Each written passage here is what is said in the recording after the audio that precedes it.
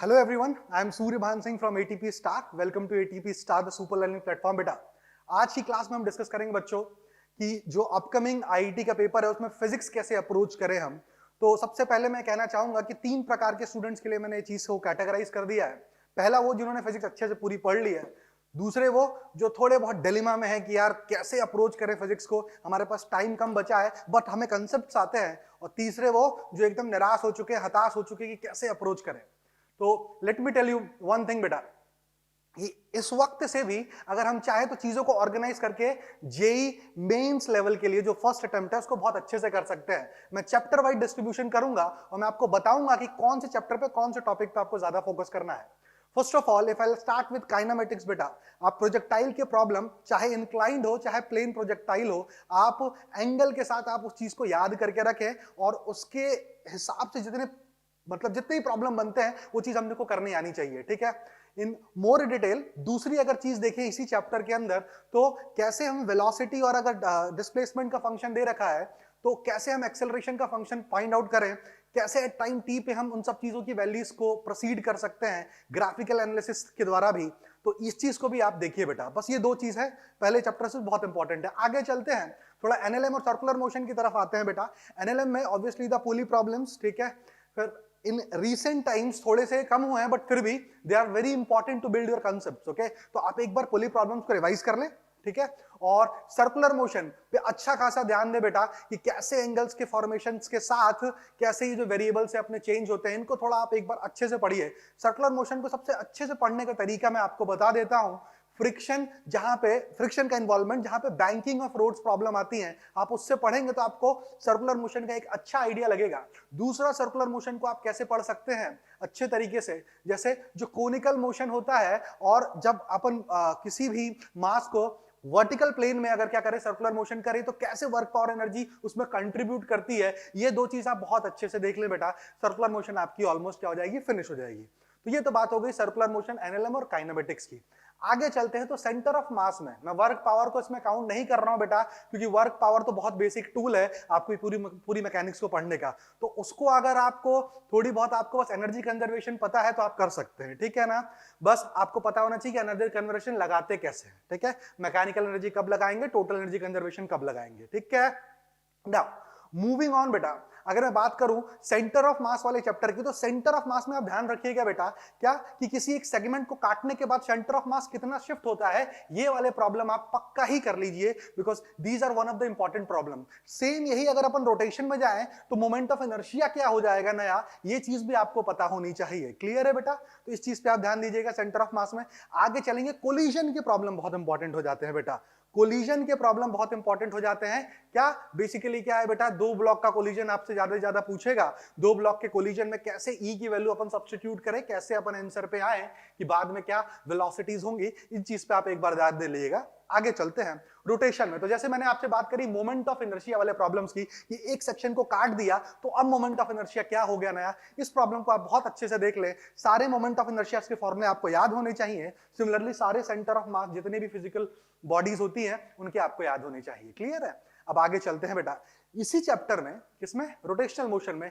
मुझे पता है कि थोड़ा सा ये एंगुलर मोमेंटम वाला कंसेप्ट आपसे थोड़ा सा टफ हो जाता है, तो आप एक काम करिए, इसको समराइज करने के लिए, ठीक है, वो जो रॉड और बॉल वाली प्रॉब्लम है ना, आप उसको करिए, ठीक है, हॉरिजॉन्टल मोशन में और वर्टिकल मोशन में। उससे आपको क्या होगा, आपका थोड़ा सा मोमेंटम का जो वो है, क्या कंसेप्ट है, वो भी आप सीख पाएंगे। आपको ई कैसे यूज करना है आप वो भी सीख पाएंगे। एंगुलर मोमेंटम कैसे करना है कंजर्व, आप वो भी सीख पाएंगे जब बॉडी हिंज्ड हो और जब बॉडी हिंज्ड ना हो, ठीक है।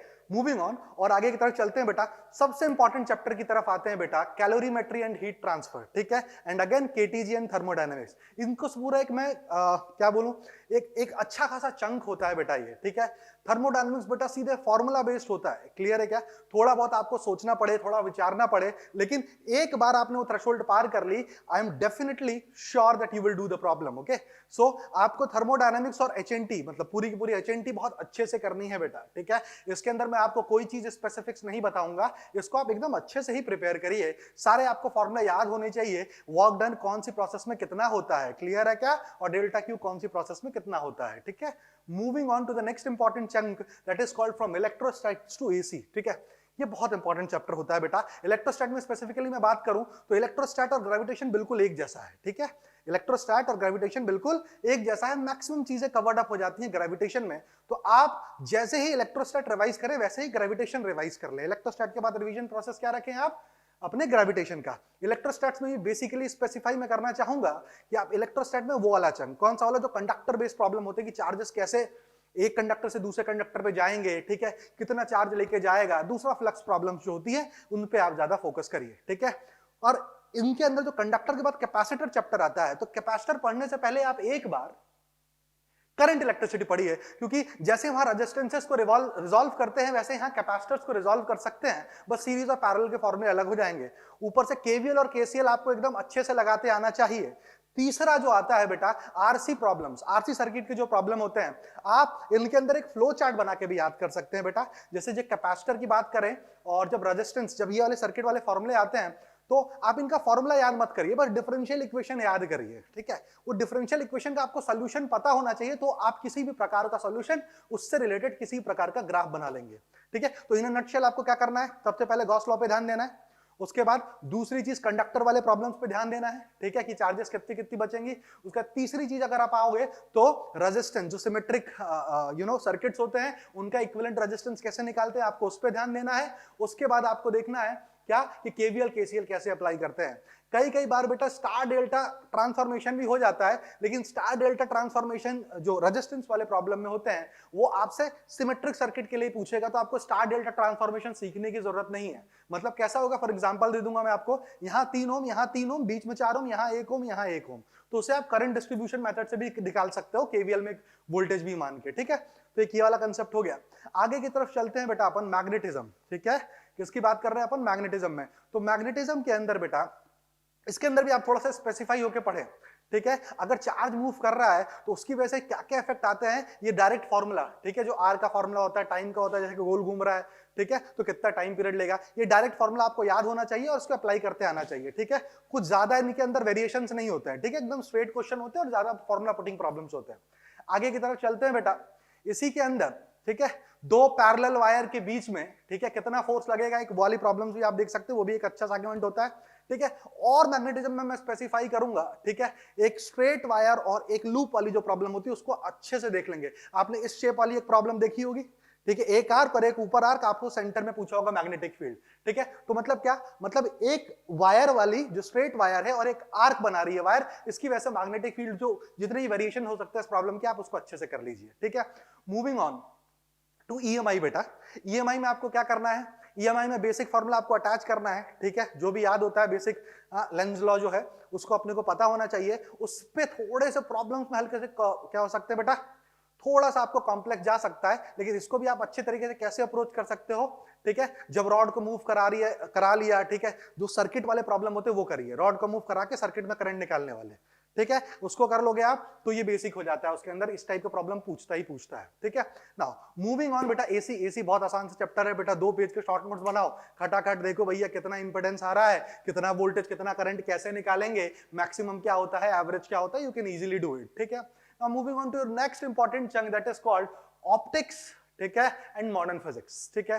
मैं सबसे पहले आप लोगों को रिकमेंड करूंगा बेटा, जो जो सेकंड और थर्ड कैटेगरी वाले बच्चे थे बेटा, आप इन चैप्टरों पे थोड़ा ज्यादा ध्यान दें, इन चैप्टरों को आप पूरा पूरा पढ़ें, क्योंकि इसमें हर एक कंसेप्ट बहुत इंपॉर्टेंट है, ठीक है। और हर साल 5 साल 5 सवाल पूछता है इन 2 टॉपिक से, ठीक है। इसमें मैं कोई स्पेशल आपको नहीं बोलूंगा कि भैया आप ये सेक्शन पढ़ लें, ये सेक्शन ना पढ़ें, ठीक है। तो आप इनको बहुत अच्छे से कर सकते हैं, बहुत छोटे छोटे पार्ट्स में डिवाइडेड है चैप्टर। एक रिफ्लेक्शन हो जाएगा, एक रिफ्लेक्शन फ्रॉम मिरर हो जाएगा, एक रिफ्लेक्शन फ्रॉम लेंसेस, इसके फॉर्मूले को कैसे अप्लाई करना है, कैसे यूज करना है, आप इस चीज पे अच्छे से ध्यान दें, ठीक है। नाउ मूविंग ऑन, क्या अब बात करते हैं properties of solid and fluids की, और इसी के अलावा बात करते हैं अपन फ्लूइड मैकेनिक्स की।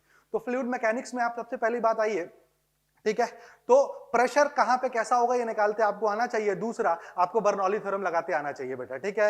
ये फ्लूइड मैकेनिक्स का मेन है, ठीक है। और मैं तो उन लोगों को बोलूंगा बेटा, जो फ्लूइड मैकेनिक्स थोड़ा सा मतलब जो सेकंड और थर्ड कैटेगरी के लोग हैं, वो आप उसको स्किप भी कर सकते हो। क्यों? क्योंकि उसको पढ़ने में हो सकता है, उसके सवाल करने में हो सकता है आपको टाइम लगे, और हो सकता है कि आपको कॉम्प्लेक्सिटी फील हो पढ़ने के बाद भी, ठीक है। तो हमको अपना मोटिवेशन गिराने का नहीं है, ठीक है ना। अच्छा, इन नटशेल में आपको कहना चाहूंगा क्या, कि आपके जो भी क्लास नोट्स हैं, ठीक है ना। उसके अंदर जो प्रॉब्लम है पहले उस पर आप ज्यादा फोकस करिए, उस प्रॉब्लम से आप कंसेप्ट को सीखिए, कंसेप्ट ग्रैब करके आपके दिमाग में स्टोर करने का ये समय है। क्लियर है? एंड आई होप आप लोग सब अच्छा कर ही रहे होंगे, और बेस्ट ऑफ लक, ठीक है, for your near future endeavours बेटा। That's it for today. Thank you for patient listening.